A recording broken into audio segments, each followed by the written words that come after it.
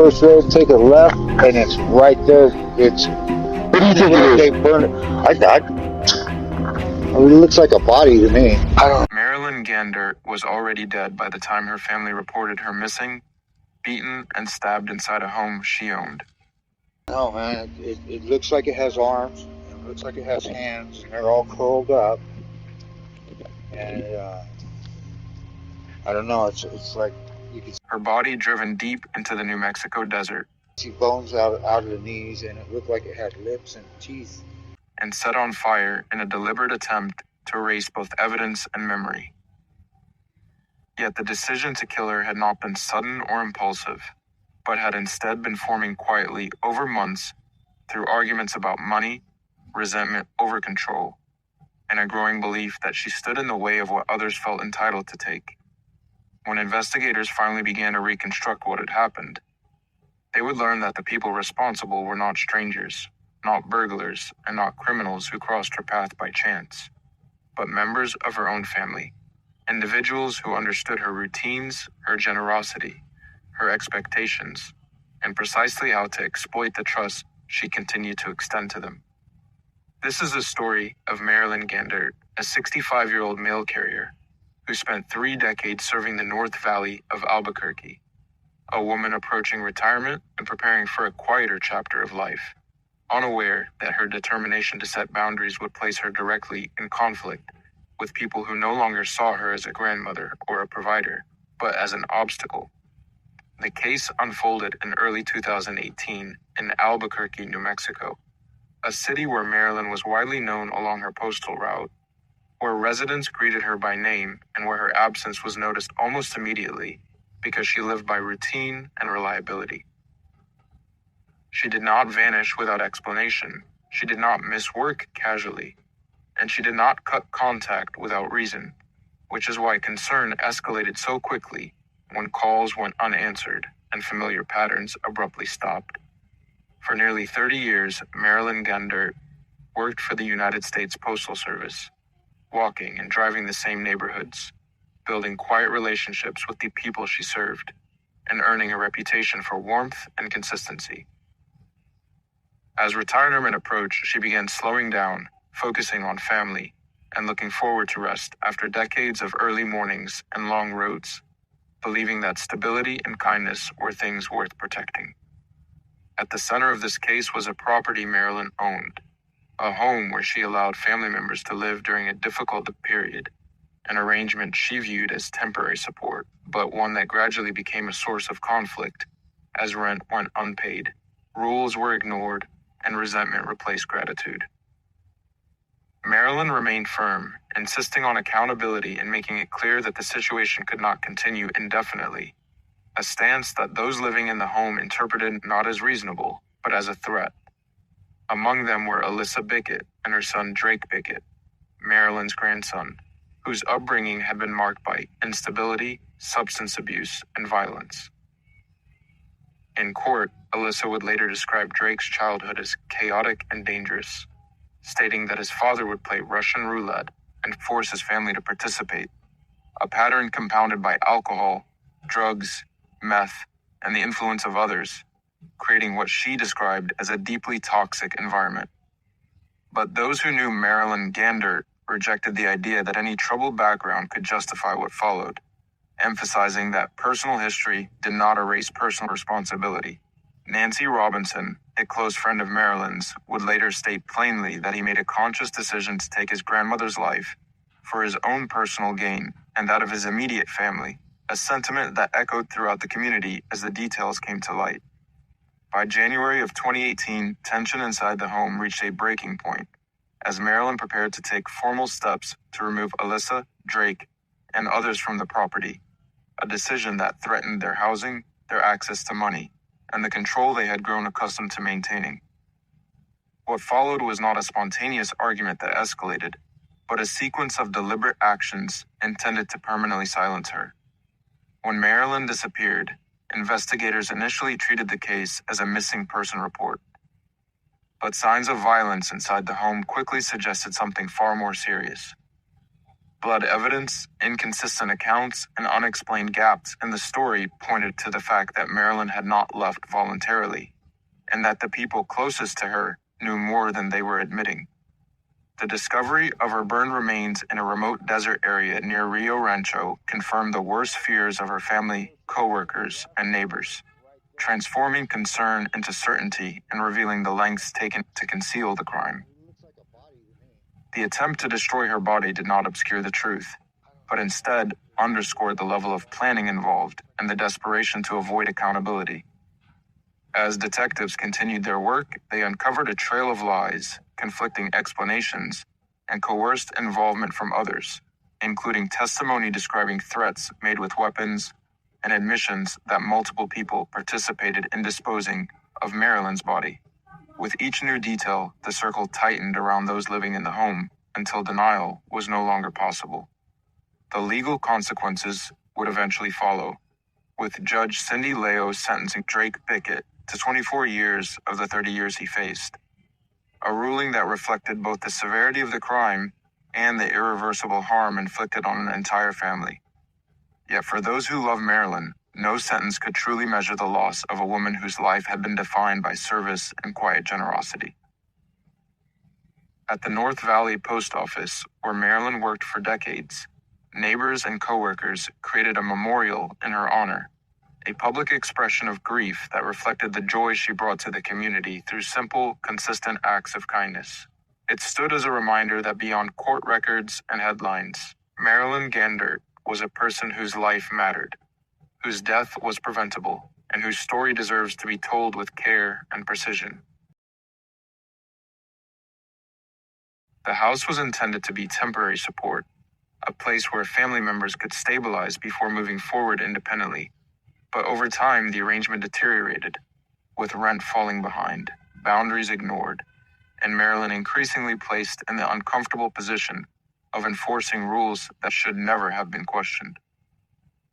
What troubled her most was not simply the money owed, but the growing resistance to her authority as the homeowner. Alyssa Bickett, Marilyn's daughter-in-law, lived in the house with her son, Drake Bickett, along with other occupants whose presence brought instability, substance use, and ongoing conflict. The atmosphere inside the home became increasingly tense as Marilyn pressed for accountability, requested overdue payments, set clear expectations, and made it known that the arrangement could not continue without meaningful change. Drake Bickett was no longer a child, but his behavior reflected an upbringing marked by fear, unpredictability, and exposure to violence. His early life had been defined by alcohol, drugs, and trauma, including later testimony describing how his father would play Russian roulette and force his family to participate, a pattern that normalized danger and stripped away any sense of security. Those experiences followed Drake into adulthood, shaping his judgment, his impulses, and his response to pressure. Despite these warning signs, Marilyn believed that firm boundaries could restore order. She became increasingly direct about her intentions to reclaim control of the property, openly discussing eviction notices, legal steps, and firm deadlines. To her, these were practical and necessary measures, but to those living in the home, they were perceived as threats to their stability and access to resources. The tension did not erupt suddenly, but accumulated steadily, fueled by resentment and fear of losing housing and financial support. Conversations grew sharper, disagreements escalated into confrontations, and the emotional weight inside the home intensified as Marilyn's resolve became unmistakable. By early January 2018, Marilyn had begun taking concrete steps to remove the residents from the property, outlining timelines and consequences with little room for negotiation. What she viewed as a fair and structured process was seen by Drake and Alyssa as an imminent loss of control and security. What made the situation especially dangerous was the disconnect between Marilyn's expectations and the reality around her. She believed that firmness would lead to compliance or departure, not violence, and she underestimated the desperation forming beneath the surface, particularly in a household affected by substance abuse, outside influence, and unresolved trauma. In the days leading up to her disappearance, Marilyn continued her routines without interruption. She reported to work as usual, maintained contact with friends, and spoke openly about her future, including retirement and life beyond the postal service. There was no indication that she sensed immediate danger or believed that her family conflict would escalate beyond argument. Behind closed doors, however, discussions were taking place that would later become central to the investigation. Conversations about money, eviction, and what would happen if Marilyn followed through. These moments were not witnessed by outsiders, but their consequences would soon become undeniable. On the day Marilyn was last seen alive, nothing about her behavior suggested finality. She carried out her responsibilities as she always had, trusting that the dispute, however uncomfortable, would remain within the boundaries of family conflict rather than criminal intent. What happened next inside the house was unseen, but the evidence left behind would later reveal a pattern of escalation and intent, a sequence that began not with strangers or forced entry, but with family members deciding that removing Marilyn permanently was preferable to losing what they believed they were entitled to keep. When Marilyn failed to answer calls and did not appear where she was expected, concern spread quickly among coworkers, friends, and relatives. Albuquerque Police, how can I help you? I'm at my sister's house, and she's not here. I haven't been able to get a hold of her, and she usually gets back to me because I call her every morning Her and night. absence was inconsistent with everything known about her habits, and it did not take long for those closest to her to recognize that something was seriously wrong. As the search began, explanations offered by those last in contact with Marilyn attempted to minimize alarm, suggesting she had left on her own or needed distance. These accounts conflicted sharply with her character, her plans, and her reliability, creating an early divide between what was being said and what could reasonably be believed. When Marilyn Gandert failed to appear for work and could not be reached by phone, concern escalated quickly among those who knew her best. Because her life was built around routine and reliability, an unexplained absence was entirely out of character. Coworkers at the post office noticed immediately that something was wrong, and family members who expected to hear from her began calling, texting, and checking familiar places without success. The initial report described Marilyn as missing, but the circumstances surrounding her disappearance did not suggest voluntary departure. She had left behind personal belongings, including items she would not have abandoned if she planned to travel or take time away.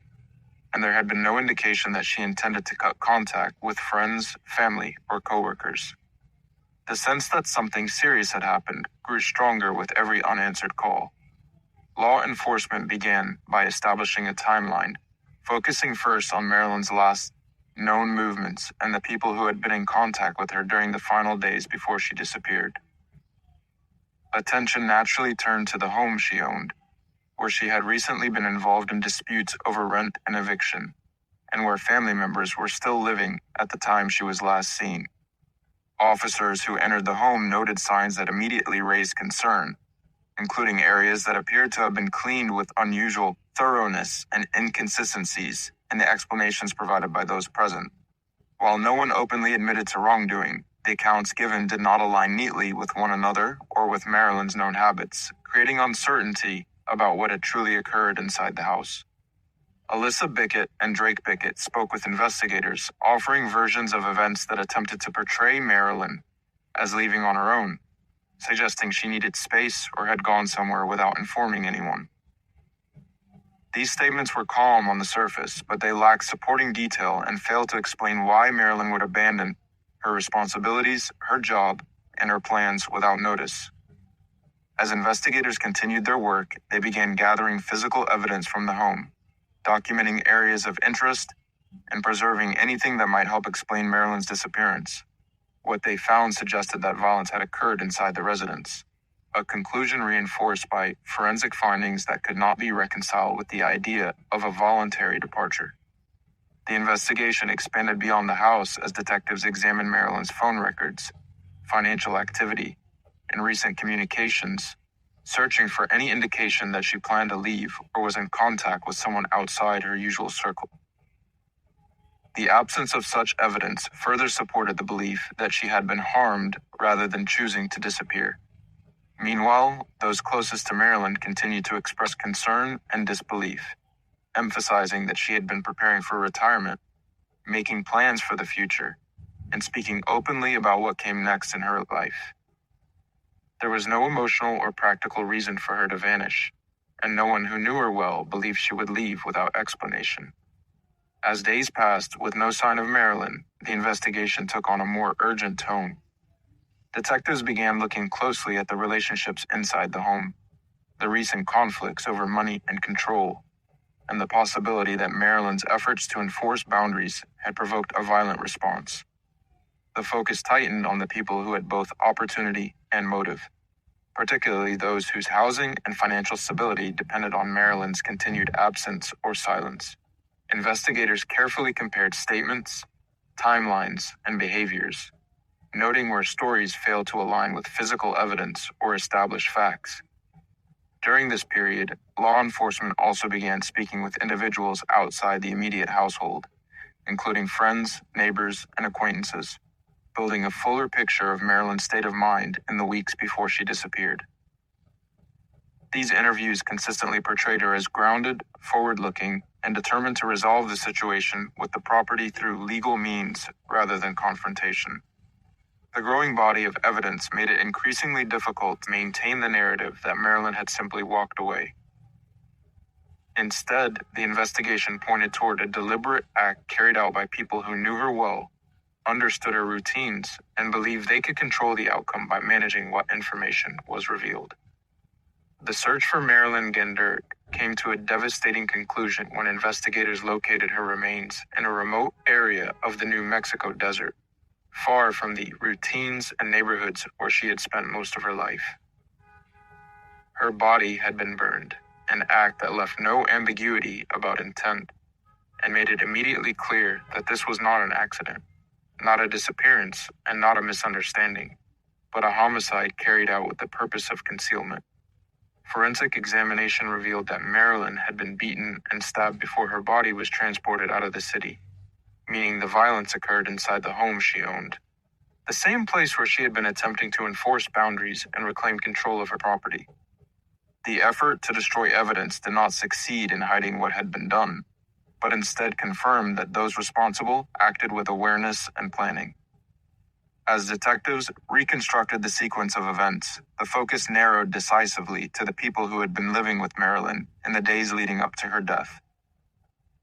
The evidence no longer supported uncertainty, and the investigation identified 3 individuals as responsible for the killing. Marilyn's daughter-in-law, Alyssa Bickett, her grandson, Drake Bickett, and Annie Rail, a close friend of Alyssa who was also present during the events surrounding the murder. According to investigators, the confrontation began inside the house, during a dispute rooted in eviction and control, with Marilyn making it clear that the living arrangement was coming to an end. What followed was not a single impulsive act, but a series of violent decisions that escalated beyond argument and into fatal assault. Marilyn was attacked by people she had allowed into her home, individuals who understood her trust and used it against her. After Marilyn was killed, her body was transported out of the city and taken to the desert, where it was set on fire in an attempt to eliminate physical evidence and delay discovery. This step required coordination, cooperation, and silence, further reinforcing that the crime involved more than one participant acting with a shared goal of avoiding responsibility. As arrests were made, the scope of the betrayal became unmistakable. Marilyn had not been targeted by outsiders seeking opportunity, but by family members who stood to benefit from her absence, particularly in terms of housing and control of the property. The involvement of Annie Rail added another layer to the case, demonstrating how influence and loyalty within a small group can override moral restraint. During questioning, investigators encountered conflicting explanations and partial admissions, but the physical evidence and witness testimony established a consistent account of Marilyn's final hours. The story that emerged was one of entitlement and desperation, where the loss of access to a home was viewed as justification for irreversible violence.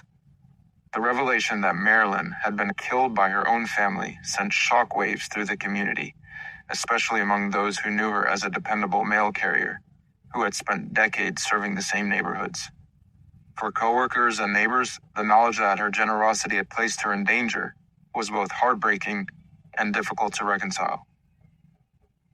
As the case moved forward, the narrative was no longer about a missing woman, but about accountability for a coordinated act of murder carried out by people who believed they could control the outcome. The arrests marked a turning point, not just in the investigation, but in the understanding of how deeply personal conflicts can escalate when combined with instability, resentment, and a refusal to accept limits. With the truth established and responsibility assigned, the focus turned toward the legal consequences and the lasting impact of Marilyn Gandert's death on her family, her coworkers, and the community that had come to rely on her. The trial confirmed the depth of the betrayal and the deliberate nature of Marilyn Gandert's murder.